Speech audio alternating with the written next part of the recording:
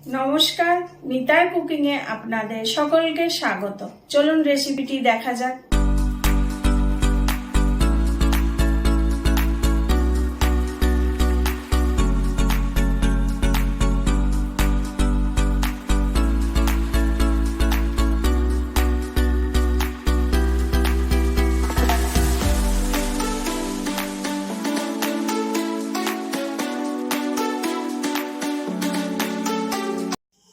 এসে গেছি নতুন একটা রেসিপি নিয়ে। আজকে হবে চিংড়ি মাছের মশলা গ্রেভি। তো চিংড়ি মাছের মশলা গ্রেভি করতে যা যা লাগছে আপনাদের দেখাচ্ছি।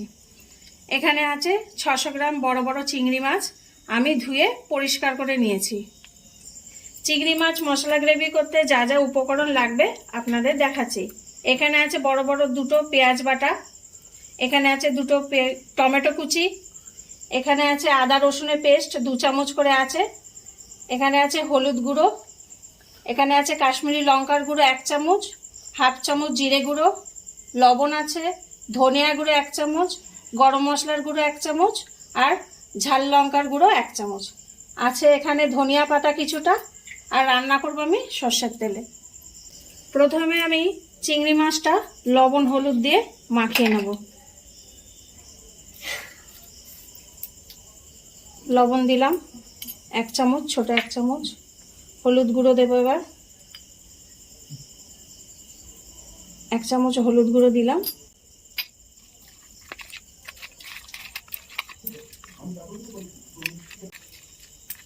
হলুদ লবণ দিয়ে মাখানো হয়ে গেছে, এটা আমি 10 মিনিট রেখে দেব।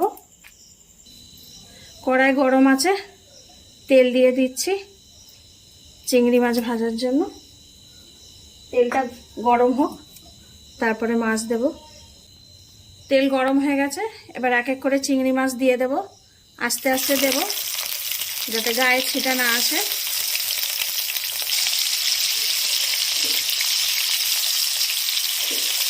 দুদিকে ভাজা হয়ে গেছে, এবার আমি তুলে দেব।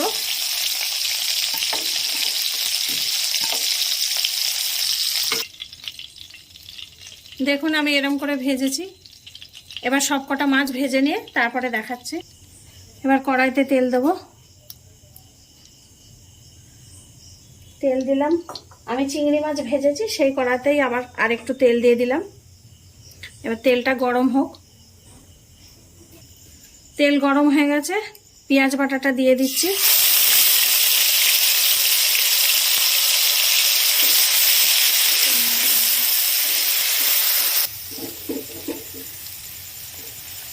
এবার পেঁয়াজ বাটাটা আমি একটু ভালো করে ভেজে নেব। পেঁয়াজটা আমি হালকা ব্রাউন করে নিয়েছি, টেস্টটা ভালো আসবে, খেতে বেশি স্বাদ হয় পেঁয়াজটা যদি হালকা ব্রাউন হয়ে যায়। এবার আমি টমেটো দিয়ে দেব, টমেটো কুচিটা দিয়ে দেব। এবার আমি টমেটো কুচি দিয়ে দিয়েছি। টমেটো কুচি দিয়ে একটু নরম হয়ে আসলে তারপরে আমি আর গুঁড়ো মশলাগুলো দেব। 1 চামচ লবণ দিয়ে দিচ্ছি, তাড়াতাড়ি টমেটো নরম হয়ে যাবে। টমেটোটা নরম হোক, তারপরে দেখাচ্ছি আপনাদের। টমেটো অনেক নরম হয়ে এসছে, এবার আমি আদা রসুনের পেস্ট দিয়ে দেব।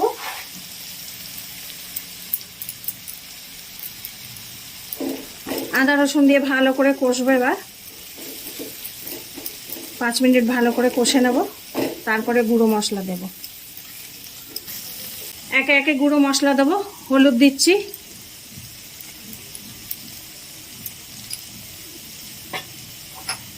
জিরে গুঁড়ো দিলাম, ধনিয়া গুঁড়ো দিলাম, কালার লঙ্কাটা দিয়ে দিলাম, ঝাল লঙ্কাও দিয়ে দিলাম। দিয়ে এবার অল্প একটু জল দেব, অল্প একটু জল দেব। দিয়ে এবার ভালো করে কষবো মশলাটা।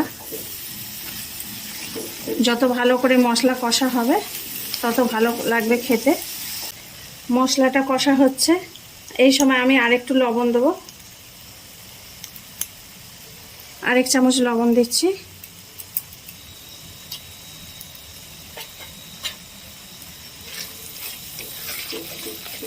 মশলা কষা হয়ে গেলে তেল আপনি ছেড়ে দেবে মশলা থেকে। মশলা কষা হয়ে গেছে, এবার আমি চিংড়ি মাছটা ঢেলে দেব। চিংড়ি মাছটা দিয়ে একটু কষে নেব।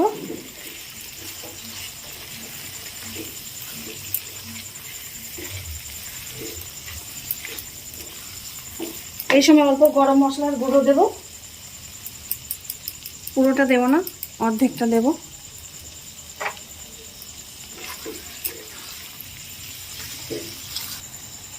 চিংড়ি মাছ দিয়ে কষা হয়ে গেছে, এবার আমি জল ঢেলে দেব।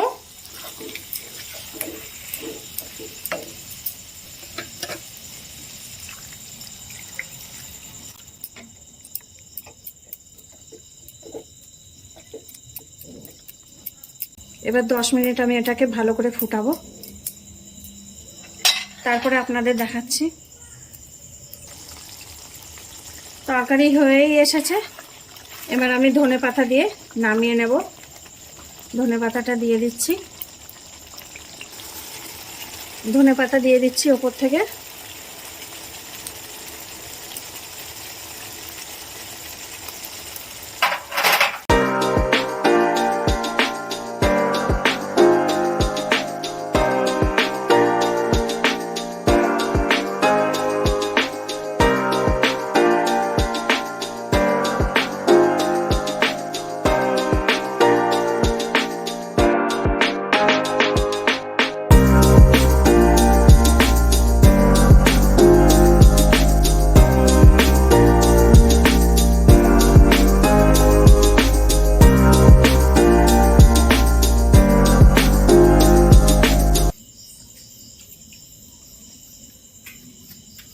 আমার ছোট ছেলেকে খেতে দিয়েছি, ও খেয়ে বলুক কিরকম হয়েছে। এখন 2 হাত দিয়ে ছাড়াচ্ছে।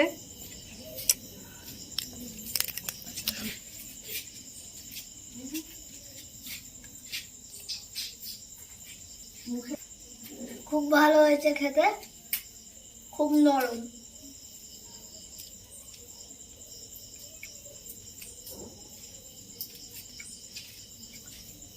এরকম রান্না যদি আপনারা খান, রোজ খেতে ইচ্ছা করবে।